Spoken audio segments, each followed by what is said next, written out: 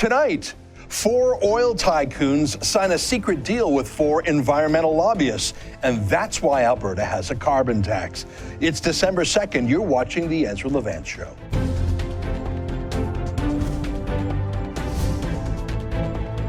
Why should others go to jail when you're the biggest carbon consumer I know? There's 8,500 customers here, and you won't give them an answer. You come here once a year with a sign, and you feel morally superior. The only thing I have to say to the government about why I publish it is because it's my bloody right to do so.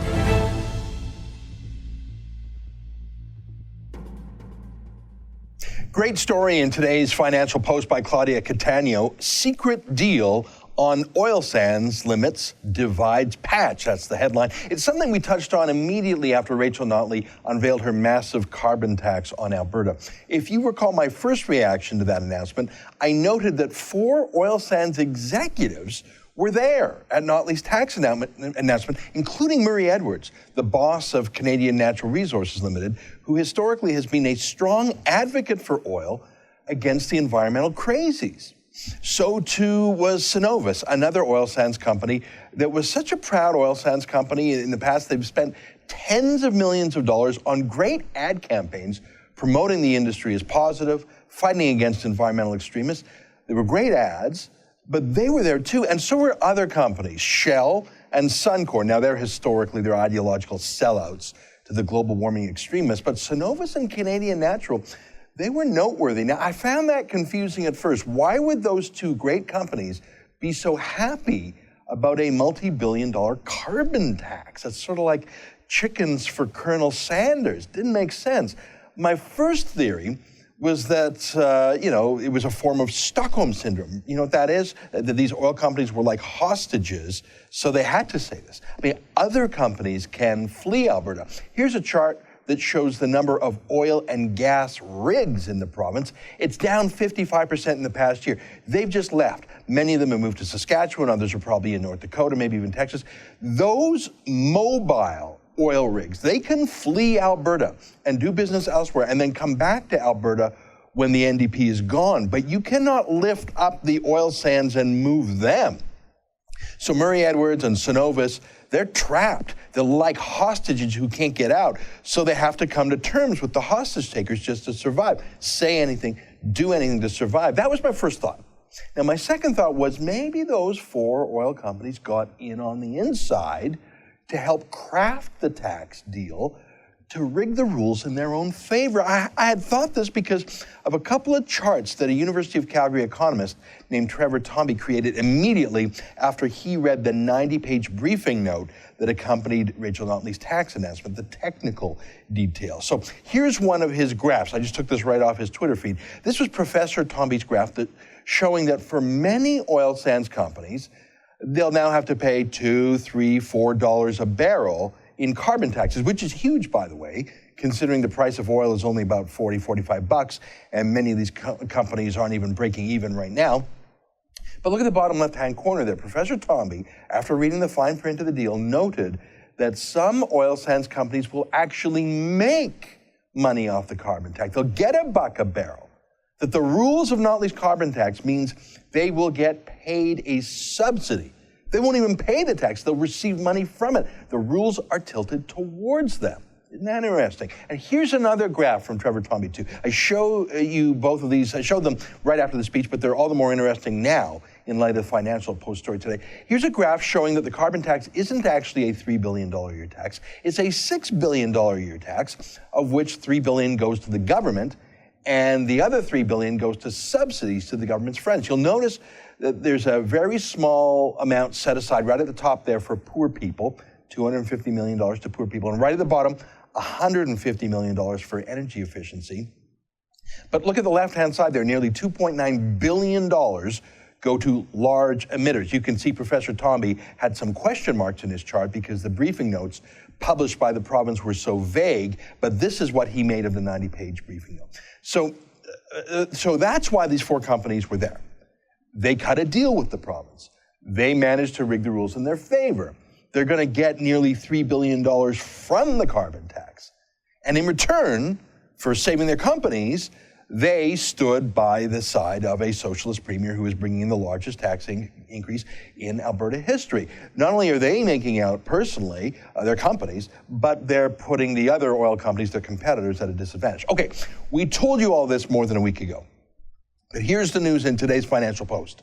Those 4 oil companies cut a secret side deal with 4 environmental NGOs, 4 environmental lobby groups, including the far left-wing Pembina Institute, run by Ed Whittingham. And Rachel Notley was told about this deal, was in on this secret deal before she made a carbon tax announcement. So these were not public consultations.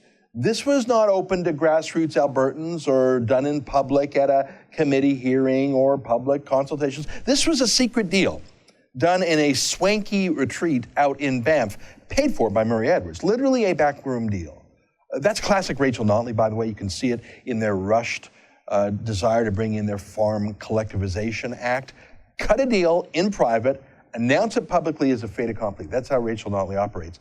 But Murray Edwards, the head of CNRL, had acknowledged the deal, sort of. He's acknowledged it now. Other than the Pembina Institute, the names of the other environmental lobby groups have not been released yet. But it shouldn't be hard to guess who they are. I mean, at Notley's carbon tax announcement, there were other lobby groups there, the US-based Forest Ethics, a Toronto-based group called Environmental Defense, a Quebec-based environmental lobby group called Equiterre, and Clean Energy Canada. It was started by the Tides Foundation in San Francisco. Were they the other secret deal makers that the Financial Post talks about? Since when does Alberta tax policy get made by groups headquartered in the US or even Toronto or Quebec? Since when are the terms of a tax deal done in secret and actually kept secret to this day? What are those terms? Will those environmental lobby groups get paid money? If so, by whom? Will they be paid by the oil companies or by the province? Will they get access to the carbon tax money? If it's public money, why hasn't that been revealed? If it's private money from these 4 companies, since when does government policy simply piggyback onto private business payoffs? Because that's what this would be, 4 oil sands companies paying off environmental lobby critics to get an inside deal with the province to make that deal tilted towards them and against their competitors. But that's just speculation on my part, because this is all being done in secret and hasn't been revealed yet. The rationale for this tax hike was made in secret. We don't even know what it was. The terms of this deal with environmentalists was done in secret. Now, why does this matter? Well, it matters morally and democratically. We do not cook up tax hikes in secret with a few plutocrats and a few environmental lobbyists. We don't make laws that way in Canada, especially if those laws benefit the 4 insider companies, as Professor Tomby's charts show. And we don't even know who the 4 environmental lobby groups were, or what they got or will get in return. Was it just a payoff? Do they get millions or billions of dollars from the oil companies in return for backing off their opposition to pipelines? Or is the billions coming from the government, coming from taxpayers? Here's what the Financial Post reported. Let me quote. The companies agreed to the cap, that's the cap on the oil sands, in exchange for the environment groups backing down on opposition to oil export pipelines, unquote.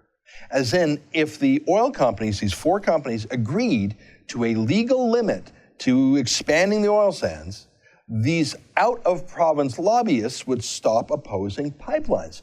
So that's how this carbon tax deal was done, a bribe, a payoff? There are so many ethical questions here, and legal questions too. I mean, as if such a deal is enforceable, as if the Tides Foundation, which literally funds dozens of anti-oil sands groups, including the ones suggested here, has funded these groups for a decade, as if the Tides Foundation in San Francisco is suddenly in favor of the oil sands, or other foundations like the Rockefeller Brothers Fund out of New York. Remember their 2008 campaign plan? They have spent millions of dollars a year fighting against the oil sands. Here's a list of some of their Canadian lobbyists' front groups. You can see right there, Equiterre, Pembina, Forest Ethics, but so many more on there too, like Greenpeace. So this multi-billion-dollar secret deal is to pay off some of the oil sands critics, but not all of them? I mean, do you really think that Greenpeace now supports the oil sands or pipelines? This is gross. This is not only the destruction of Canada's great economic engine, the oil sands, it's the formalization and the legalization of bribes and payoffs, which is the real NDP culture of big government, where deals are cut amongst cronies and insiders. Welcome to how business is done in any NDP regime, especially one run by lobbyists who are rife in the senior levels of NDP chiefs of staff. So it's an attack on oil, it's an attack on the free market, but more than that, it's an attack on democracy and how laws are made or supposed to be made. It's a shame that Murray Edwards and Cenovus sold out. It's no surprise that Shell and Suncor sold out. They sell out all the time. But it's one thing for them to sell themselves out, to save themselves from the NDP, to pay bribes or commissions. That's one thing. But if the Financial Post story is accurate, they sold out the rest of the industry too, capping the maximum production of the oil sands in a secret side deal with foreign lobbyists. But most of all, they sold out Alberta, and they sold out democracy. This carbon tax was cooked up by lobbyists and insiders and foreign activists. It was not done by Albertans for Albertans, which is all the more reason for it to be stopped. The oil companies are compromised, at least the four of them who sold out. The NDP is immoral. We know that. That's why it's up to us. Visit stopthecarbontax.com to fight back. Sign up, sign our petition, get a lawn sign. We have to throw these corrupt crooks out of office. Yeah, I said corrupt. Why? What word would you use instead? Stay with us for more after these words.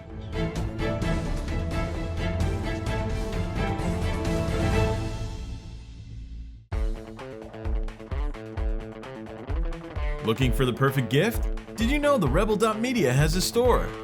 Make a statement with a t-shirt. Have your morning coffee in a Fearless Travel coffee mug. There's even an Ezra Levant bobblehead. It's a one-stop shop for the perfect gift. And don't forget to pick up something for yourself. Go to TheRebel.media/store to find out more.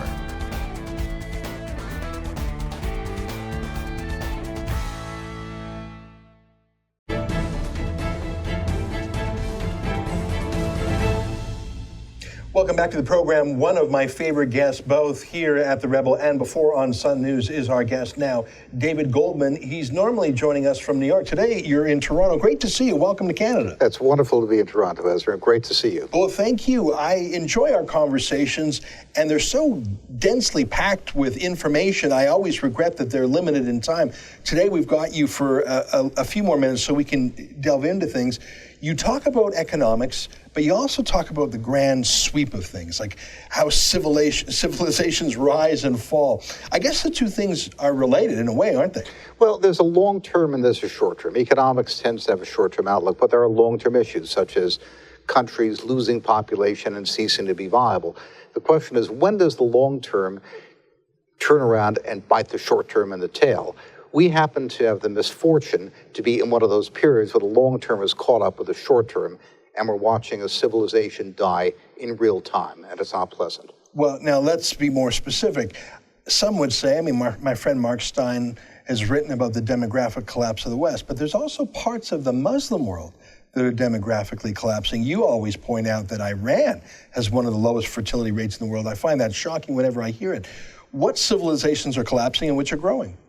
Well, China is certainly resurgent. Asia is resurgent. India is doing well. That's more than half the world's population right there. So the human race is ascendant in terms of living standards, scientific knowledge, education, and so forth. But you have 1.5 billion Muslims who have lagged behind, and sort of a double problem in the Muslim world. In the Sunni world, you have a peak generation, which is now the largest in history. You have 20 million people of military age in the Levant, no relation, who have nothing to do and represent a nearly bottomless recruiting pool for murderous organizations like ISIS. In Iran, you have the fastest aging of any population in the entire recorded history of the human race. Iran is going to be as old as Western Europe in 20 years, and they have 1/10 the per capita income. They cannot support that population. So Iran is like a train inevitably heading towards Iraq, which makes them all the more dangerous in the near term. And we're seeing the consequences of millions of people realizing they may not have a future and acting, taking extreme actions in response to that tragic realization. Well, let me talk about two other empires, or once were empires, the former Russian Empire and the former Ottoman Empire. You talked about China. Some would say that they have aborted their future through their one-child policy. But let's move on to Russia and Turkey, both of which are, feeling their oats right now. Is that just a last gasp by two regimes looking for past glory that won't come again? What do you make of Putin? What do you make of Erdogan? They're extremely different. Putin has presided over a country which 15 years ago had one child per female. It's now up to 1.7. It's the biggest recovery of demographics in history. Is that from the Muslim population in Asia? No, that is, the Muslim birth rate, according to the Pew Institute, is slightly below the average Russian birth rate. So these are white Russians, like Caucasian-skinned Russians having more kids. People with a Christian cultural background having more kids. Well, exactly. How did this turn around? They used to be the most aborted culture in the world. I think a revival of Russian nationalism, a revival of the Orthodox Church, a sense of the old national pride in the pre-communist czarist sense, has buoyed Russian morale. It's one of the most interesting and least understood phenomena of our times. Many strategic analysts wrote Russia off 5 or 10 years ago. They were going to implode demographically. So my friends are writing this. I took issue with them at the time. Pat Buchanan has talked about that they were the first sign of the demographic collapse. What would he say now? Does he still believe they're dying? I don't know what Mr. Buchanan has to say. But he's a Putinite. He's a real Putin booster. Well, I'm not a Putin. Putin is a rough man. I don't like him. It's tragic that the only school of leadership in Russia in the communist period was the KGB. So that would be their talent. That would be an ambitious leadership quality. Everybody else were gangsters or bootlickers. Absolutely worthless. The intelligence services were the only school of leadership. So he's a rough guy, and I don't like him, but you have to respect him for being a clever and tough leader pursuing his country's interests. The reason he's in Syria is because Russia has a very large Muslim population and a huge prospective terrorist threat, and he wants to abort that terrorist threat in Syria and Iraq before it gets to Russia. I find it odd, though, that he trucks with Iran, which has its own expeditionary terrorist forces. Well, who's terrorism? If you talk to the Russians, talk to the Chinese, they'll tell you, we have a simple problem. All of our Muslims are Sunnis. We have no Shiites. Iran is no threat to us. Iran is trying to establish a Shiite empire. We don't care what they do as long as it doesn't affect us. So for purely cynical, self-interested reasons, the Russians and the Chinese are lining up with the Shia against the Sunnis because their problem is 100% a Sunni problem. Okay, well, that brings us to Turkey. What do you make of Erdogan undoing the century of Kemal Ataturk's secularism, tilting Turkey away from NATO, making it more hostile to Syria, hostile to Israel, supportive in many ways of the Islamic State? What's his game? Ataturk's secular identity, the Europeanization of Turkey, was a failure the same way Europe was a failure. The Turks stopped having children.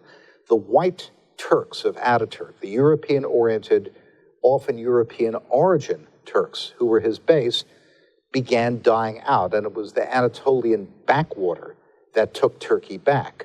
Turkish identity shifted to an Islamic identity because the old nationalist identity decayed and failed. But Turkey's problem is that the Kurds, who are now a fifth of the country, have twice as many kids as the non-Kurdish Turks. So in 20 years, half the Turks going into the army will come from homes where Kurdish is a first language.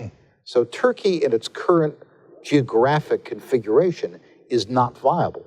And that's one of the reasons Erdogan is in such a panic about the Kurds. I don't know a lot about the Kurds, but here's what I do know. They seem to be fighting with some success against the Islamic State. They seem to be more liberal when it comes to Western values like equality of men and women. They seem to be less fanatical about expressions of Islam. They seem, this is to me as a layman, just observing through the media, to have a bit of a proto-state, a proto-democracy.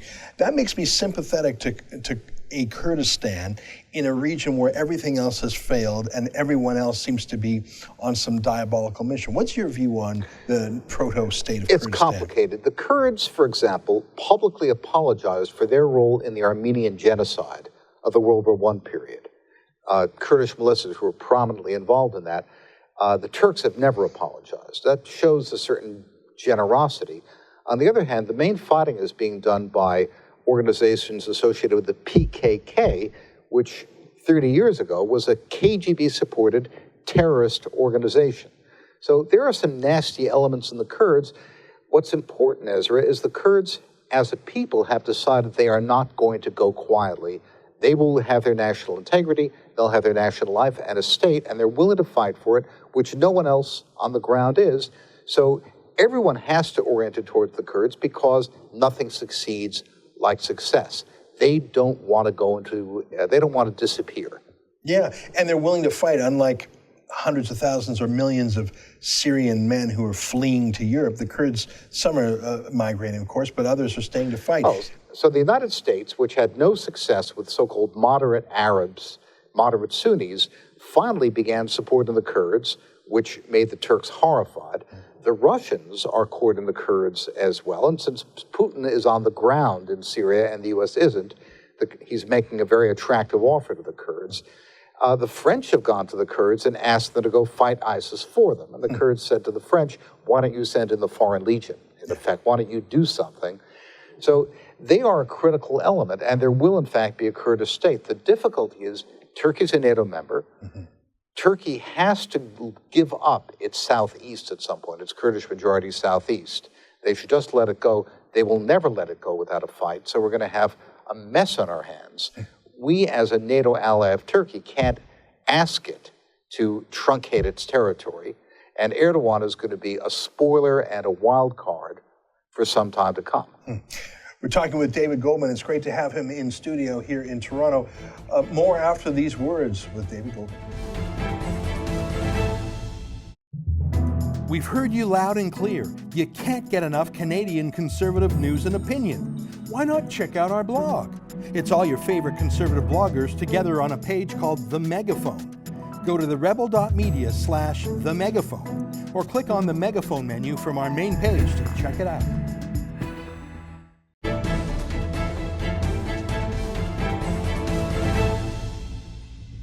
Welcome back. You're watching the Ezra Levant Show with special guest David Goldman. Nice to see you. We've been talking about China, about Iran, about Turkey and Russia.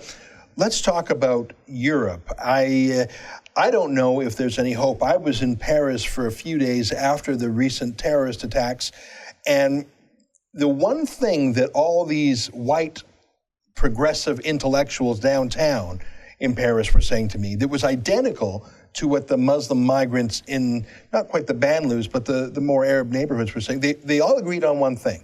The terrorist attacks were not done by Muslims. Some of the Muslims went further and said it was done by Jews. It was an incredible, I just went up to Muslim Frenchmen on the street and just said, who did this? What do you think? But the absolute defiance, both white, liberal, old stock French and these Muslim migrants said it wasn't Muslim terrorism. Both are in denial for various reasons. I think Paris is done. I think France is done. Well, of course, Francois Hollande stood up heroically and said, round up the usual suspects. Yeah. Ezra, you're the president of France, and you're thinking, okay, we have Muslims who killed 130 people and blew up a bunch of venues, they might do more. Let's see, 10% of our population is Muslim. The vast majority of them, by opinion polls, support ISIS. They've said so, they'll say so again. They're born in France. They've got a 40% unemployment rate. We can't offer them anything. If we go in and try to break up the gangs in the banlieue, the Muslim districts, we're going to have a civil war on our hands. What do we do with these people? Do we revoke their citizenship retroactively? Do we ship them back to Algeria? Algeria won't take them. If we say it was the Muslims and we take the appropriate kind of actions, then we're looking at a bloody, protracted civil war of attrition. Maybe we should say someone else did it. Yeah. But it's not even that someone else did it, that they won't even name who did it. I mean, it was funny. In Paris, everyone says Daesh or Daesh instead of the Islamic State or IS. They won't even say that it was Islamic. They'll do anything they can to try and avoid. It's not that they'll say it was this group. They don't. It's like Voldemort in Harry Potter. You can't even mention his name. One of the things I asked Frenchmen, both old stock and Muslim, was, who is this war against? I mean, they're dispatching their aircraft carrier, Charles de Gaulle, and they'll blow some stuff up in Syria and Iraq. But you can't dispatch an aircraft carrier to your neighborhoods. I talk to people, Muslim kids born in Paris. Like, these are as legally and constitutionally as French as anyone else. You're right, you can't deport them, and they will not assimilate ideologically. Well, you could, but you'd have to be a lot meaner than the French are willing to be. Or anyone in the West. I mean, you'd have to be as mean as Vladimir Putin to get away with that. And I don't think Europe can take that right now. I think Europe will just drug itself with some.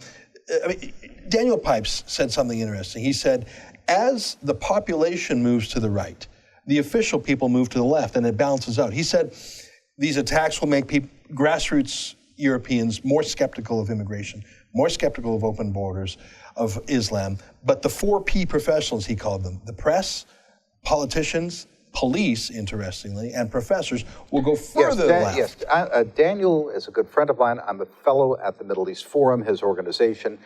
I think he was right. I'm less optimistic than Daniel about the French voters. They could elect Marine Le Pen and have a true anti-immigrant policy, but I don't think any European population has the guts left for the kind of social disorder that would ensue. So I think they'd much rather take 2 or 3 mega-terrorist attacks a year than have a civil war. They'll lie back and take it. If they were serious about dealing with ISIS, I mean, the aircraft, one lousy mini aircraft carrier is nothing. The French have 90 first-rate planes, which they might be able to put 40, use 40 at any given time. They don't have an air force capable of making a dent. They'd send in the Foreign Legion, nearly 8,000 very well-trained men.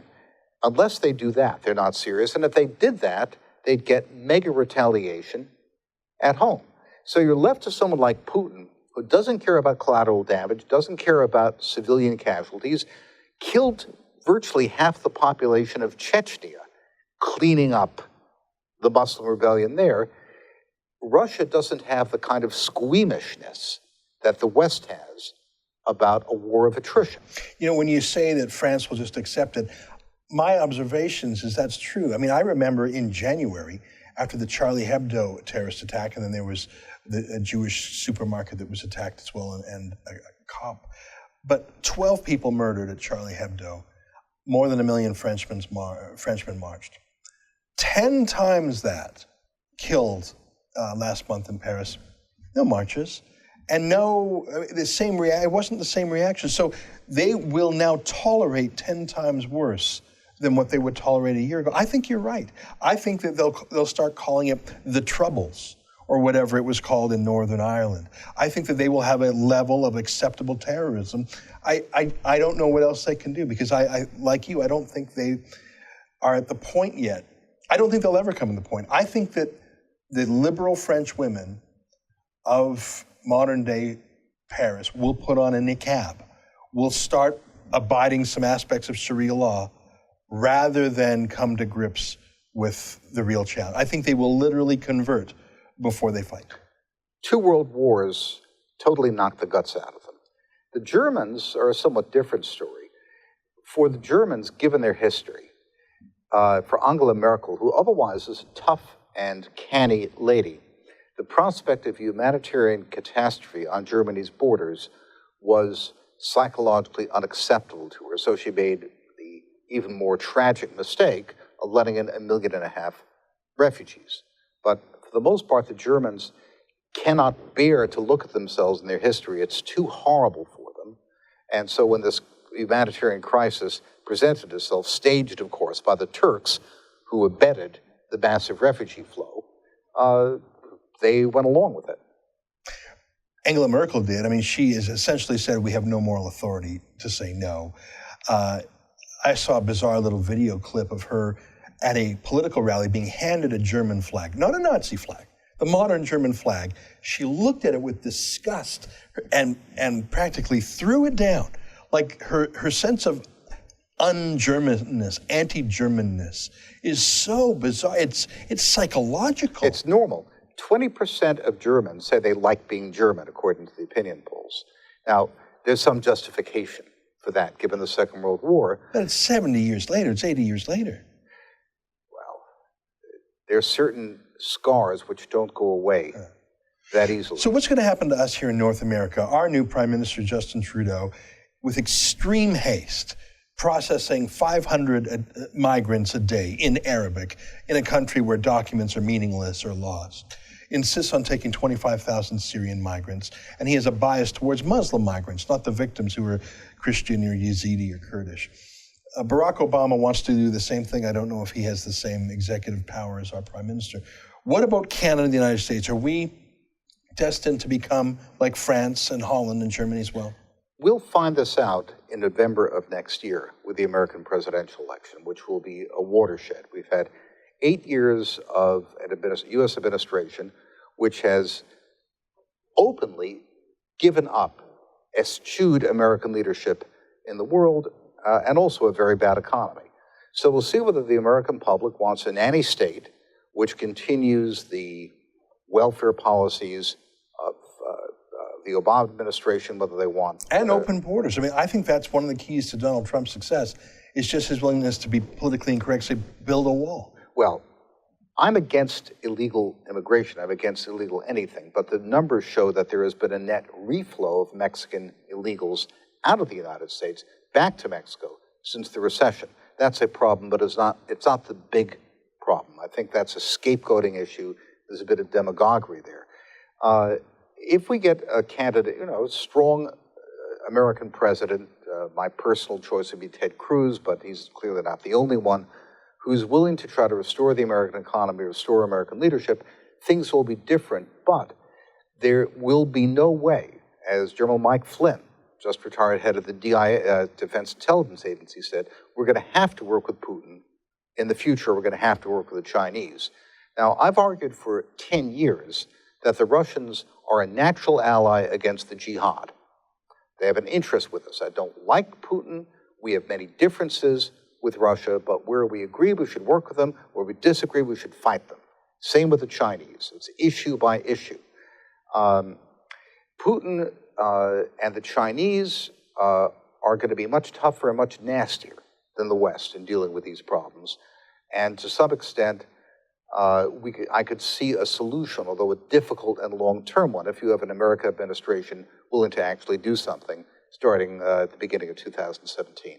If we get another dish rag administration, then I'd say the decline of the West will have happened. Sobering stuff. It's nice to see you in person. Thank you for spending so much time with us. Yes, I know. It's a pleasure to talk to you. Like about the disaster. It's a pleasure talking about the world's disaster with you. Nice to see you. Ezra, thank you. That's David Goldman. He writes for Asia Times. Stay with us for more after these breaks. So open-minded that the brains have fallen out.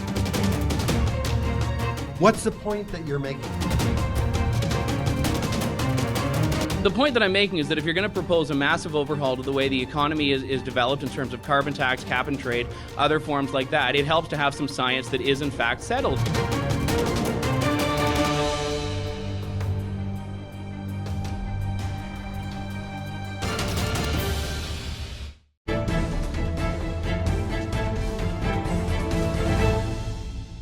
Time for your feedback. Here's a couple of letters from viewers about Trudeau taking taxpayers' money to pay for his personal nannies. Drew writes, Trudeau is another greedy liberal liar who claims to be for the people, yet is a huge elitist. Is anyone actually surprised?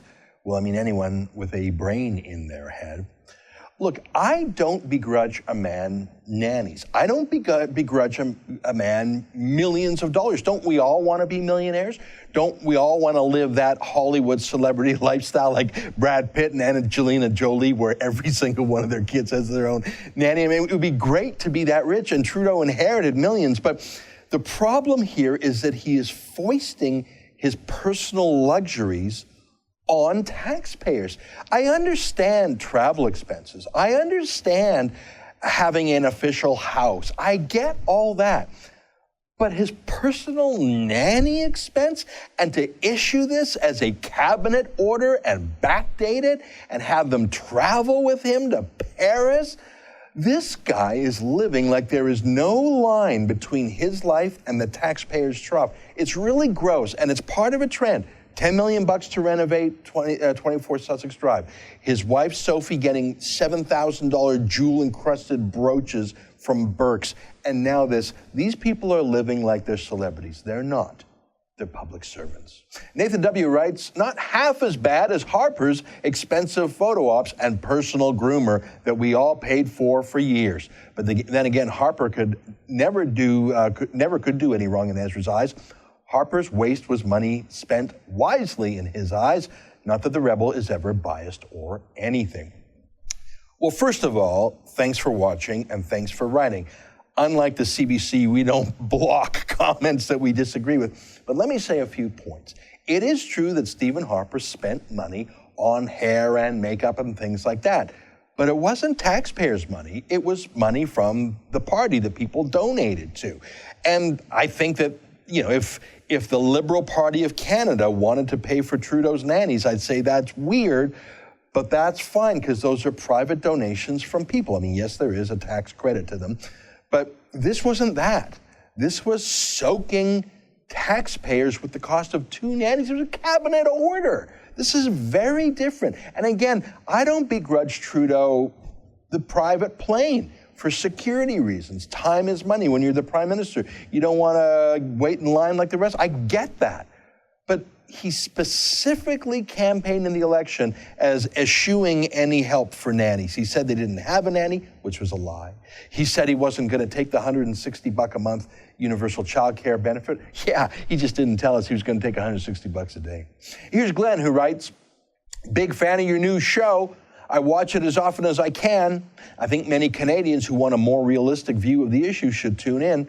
The reason I'm writing is because I'm curious as to the size of your audience and the rate it's growing. Well, thank you for your support, and I will tell you how we're doing. It goes up and down every day. The highest day we've ever had on our website so far was actually last week. We had 192,000 people come on Thursday alone. That's huge, 192,000 visits. On a typical day, we're probably half that. I like it when we're in the 100,000 visit range. Not bad. I mean, that's larger of an audience than we had at the Sun News Network. There's an independent website run by Amazon that ranks websites, and it's called Alexa.com. If you go to Alexa.com, you can type in any website, and it'll give you a comparative rank. So we're about website number 500 in Canada, last time I checked. By comparison, Maclean's magazine, their website, macleans.ca, is about number 700. So we're actually bigger than many of the large news sites. Obviously, the billion-dollar CBC is right up there and other, but we're coming along. And I would say, though, what really matters is that you're watching us. Okay, Bart writes, keep up the good work, keep up the good fight, but I do have an issue with your combining a petition with a request for funding. I am a senior citizen with limited income, and I cannot afford to make a donation every time I wish to sign one of your petitions. It seems that when I try to bypass the funding request, I am prevented from proceeding to sign the petition. Hopefully, I will be able to donate to the Rebel in the new year, but until then, please help me to be able to sign petitions. Okay, well, thanks for this. Your letter alarmed me because I didn't think that's how we operated. I checked with our website, and I think I know what happened. When we have a petition, such as our petition on Justin Trudeau, pay for your own nanny.ca. When you sign the petition, anyone can sign it, and then the next page you go to after that says, please help us pay for our opinion poll, and it asks you to chip in. But you don't have to. It's just the next page you go to on those petitions where we're raising money. As you know, occasionally we commission polls on subjects that we don't think the mainstream media, the media party, will do it. So just to answer your specific question, you are never forced to pay for anything on our website. In fact, most people don't. Everything's free. Get it for free. Sign a petition. That's free. If you then want to chip in to help us pay for our polls, please do, because we don't have the budgets of the bad guys. We don't get $1 billion here like the CBC does. As I mentioned, eventually this show will be put behind a paywall for $8 a month. But there will be tons, and I mean thousands, of free videos and news items that you can get outside of the paywall. So I just wanted to answer that technical question. Anyways, keep watching. We'll have more for you tomorrow. Let me know what you think. Go to Twitter, go to Facebook, make a comment right underneath, send me an email. We love to hear from you. I enjoy these comments, even the hate mail, because I like the fact that our critics are watching. I'm Ezra Levant for all of us here at TheRebel.media. Good night, and we'll see you tomorrow.